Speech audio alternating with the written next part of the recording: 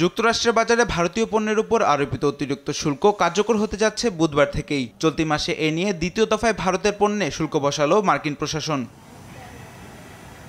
বাড়তি শুল্কের ফলে আমেরিকায় ভারতের প্রায় $87 বিলিয়ন রপ্তানি বাণিজ্য ক্ষতির মুখে পড়বে। মার্কিন ক্রেতারা এরই মধ্যে নতুন অর্ডার বন্ধ করে দিয়েছেন। ধারণা করা হচ্ছে শুল্কের ধকল কাটিয়ে উঠতে না পারলে সেপ্টেম্বর থেকে 20 থেকে 30% রপ্তানি কমে যেতে পারে। বিশ্লেষকদের মতে অতিরিক্ত 50% শুল্ক দীর্ঘস্থায়ী হলে ভারতের অর্থনীতি ও কর্পোরেট মুনাফার উপর চাপ পড়বে। ডলারের বিপরীতে ভারতীয় রুপির মূল্য কমেছে অনেকটাই। নেতিবাচক প্রভাব পড়বে অর্থনৈতিক প্রবৃদ্ধিতেও।